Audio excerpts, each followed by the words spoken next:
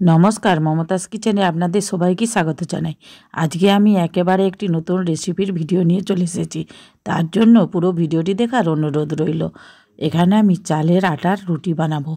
চালের আটার রুটি এত কম সময়ে খুবই তাড়াতাড়ি ফাটবে না, এত সুন্দর বানানো যায়, না দেখলে ভাবতেই পারবেন না।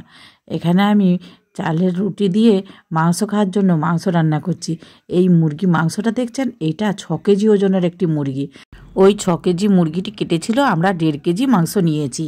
1.5 কেজি মাংস নিয়ে এতে লবণ, হলুদ, জিরে আর একটু আদা রসুনের পেস্ট আর একটু সরষের তেল মাখিয়ে 10 মিনিট ঢাকা দিয়ে রেখে দেব। আমার ভাসুর পর মুরগির ফার্ম আছে। ওই ফার্মে 6 কেজি 7 কেজি মুরগি পেলে না ফার্মে রাখে, আর যখন কাটে তখন আমরা সবাই ওইখান থেকে মাংস নিই। আর ওই বড় মুরগিগুলো খেতে কিন্তু খুবই সুন্দর লাগে, পুরো যেন ছাগল মাংস। এখন আমি কড়াই বসিয়ে দিয়েছি, কড়াইয়ে আলুগুলি ভেজে নেব। আলুর মধ্যে লবণ হলুদ দিয়ে দিয়েছি। আলুগুলো দেখুন এখন লাল হয়ে গেছে, আলু ভাজাগুলি হয়ে গেছে, তুলে নেব। ওই তেলের মধ্যে আর একটু তেল দিয়ে দেব, তেজপাতা, কাঁচা লঙ্কা আর অল্প রঙের জন্য চিনি দিয়ে পেঁয়াজ দিয়ে ভেজে নেব। পেঁয়াজগুলো দেখুন একটু লাল হওয়ার পরে টমেটোও দিয়ে দেব, টমেটোও ওই তেলে ভেজে নেব। টমেটোর মধ্যে একটু লবণও দিয়ে দেব, লবণ দিয়ে ঢাকা দিয়ে রেখে দেব, টমেটো গলে যাবে। দেখুন টমেটোটা অনেকটাই গলে গেছে। এখন আমি মশলা রেডি করে রেখেছিলাম, ওই মশলাটা ওর মধ্যে দিয়ে দেব, আর বাটিটা ধুয়ে একটু জলও দিয়ে দিয়েছি। এইভাবে ঢাকা দিয়ে রেখে দেব।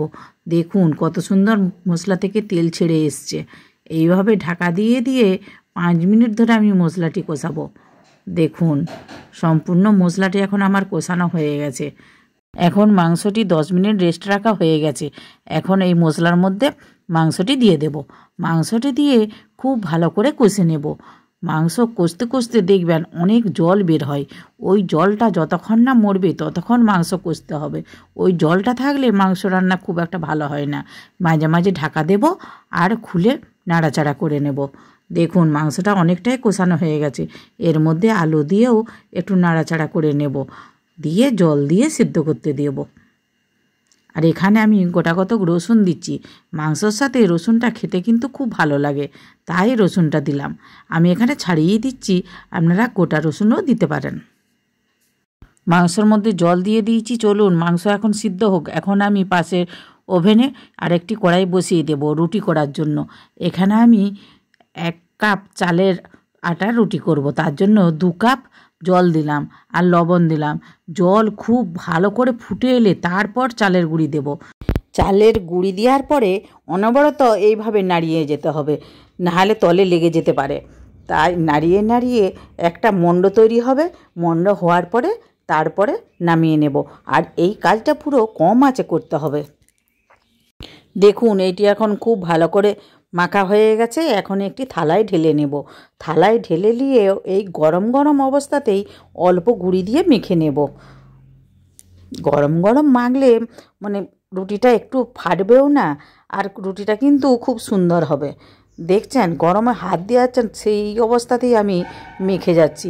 এইভাবে মেখে ঢাকা দিয়ে রেখে দেব। একটু ঠান্ডা হওয়ার পরে আমি আবার একটু ভালো করে থেসে নিচ্ছি। ময়দাটা দেখুন কত সুন্দর ঠাসা হয়ে গেছে।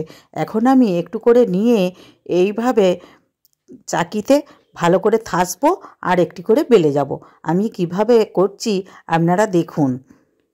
চালের রুটি কি বলুন তো, এইভাবে একটি করে বেলতে হবে আর একটি করে সেঁকতে হবে, তবেই ভালো হবে। দেখুন আমি চালের রুটিটা যে বেলছি একটুও ধারেও ফাটছে না, আর কত সুন্দর বেলা হচ্ছে।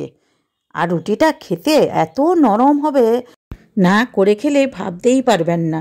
দেখুন এটি আমার বেলা হয়ে গেছে, হাতে নিয়ে দেখিয়ে দিচ্ছি কত সুন্দর বেলা হয়েছে আর কত পাতলা হয়েছে। দেখুন অসম্ভব পাতলা হয়েছে, আর এটা তার পরের দিন সকাল পর্যন্ত একই নরম থাকবে। আমি আর একটা বেলে দেখিয়ে দিচ্ছি। রুটি বানাতে যতটা নেওয়া হয় ততটাই আমি এখানে চালের আটা নিয়েছি। এইভাবে চাকিতে ভালো করে থেসে নেব। থেসে নিয়ে এইটিও একইভাবে বেলে নেব। আর এখানে আমি চালের গুঁড়ি দিয়েই বেলছি। আপনারা ময়দা দিয়েও বেলতে পারেন, ময়দা দিয়ে বেললেও কিন্তু খুব সুন্দর হয়। আমি এখানে চালের আটা দিয়েই বেলছি। রুটিটা দেখে আপনারা নিশ্চয়ই বুঝতে পারছেন এক ফোঁটাও ফাটছেও না, আর কত সুন্দর বেলাটা হচ্ছে। আপনারা এইভাবে রুটি বানালে ওই 1 কাপ চালে 2 কাপ জল দিয়ে জলটা খুবই ভালো করে ফুটাবেন, দিয়ে এইভাবে একবার হলেও বানাবেন। যারা না কোনো দিনও রুটি করেছেন তারাও এইভাবে করলে রুটি করতে পেরে যাবেন। আর এই চালের রুটি করলে বাড়ির সকলেই খুবই পছন্দ করে, আমাদের বাড়িতে তো সবাই খুব পছন্দ করে। আর এইটা যদি মাংস হয়, মাংস দিয়ে হেভি লাগে। আমি রুটিগুলো তাওয়াতে এইভাবে সেঁকে নেব। কি বলুন তো, আটাটা যে গরম জল দিয়ে করা হয়েছে ওইটা আর কোনোভাবেই কাঁচা থাকার কোনো প্রশ্নই নেই, তাই এইভাবে সেঁকলে এই রুটিটা খুব ভালো হবে। আর সরাসরি আগুনে সেঁকার দরকার হবে না, এইভাবে সেঁকে নিলেই হবে। আর তাওয়াতেই দেখুন কত সুন্দর ফুলছে। এইভাবে রুটি বানিয়ে চা দিয়ে খেতেও ভালো লাগে, দুধ চিনি দিয়েও ভালো লাগে, গুড় দিয়ে ভালো লাগে, আর মাংস দিয়ে তো দারুণই লাগে, বলার নেই। আজকের রেসিপিটি আপনাদের যদি ভালো লাগে একটা লাইক করার অনুরোধ রইল, আর প্লিজ সাবস্ক্রাইব করবেন, আর অনেক অনেক শেয়ারও করবেন। দেখুন এখানে আমার মাংসটিও হয়ে গেছে, এই মাংস আর গুড় দিয়ে পরিবেশন করব। রুটিটা দেখে নিশ্চয়ই বুঝতে পারছেন কতটা নরম হয়েছে। ভিডিওটি শেষ পর্যন্ত দেখার জন্য ধন্যবাদ। নতুন বন্ধুরা এখনও যারা আমার চ্যানেলটিকে সাবস্ক্রাইব করেননি, প্লিজ প্লিজ তাড়াতাড়ি সাবস্ক্রাইব করে ফেলুন, তবেই তো নিত্য নতুন রেসিপি সর্বপ্রথম আপনাদের কাছে পৌঁছে যাবে। আপনারা ভালো থাকবেন। আবার দেখা হবে নতুন কিছু রেসিপির ভিডিও নিয়ে। ধন্যবাদ।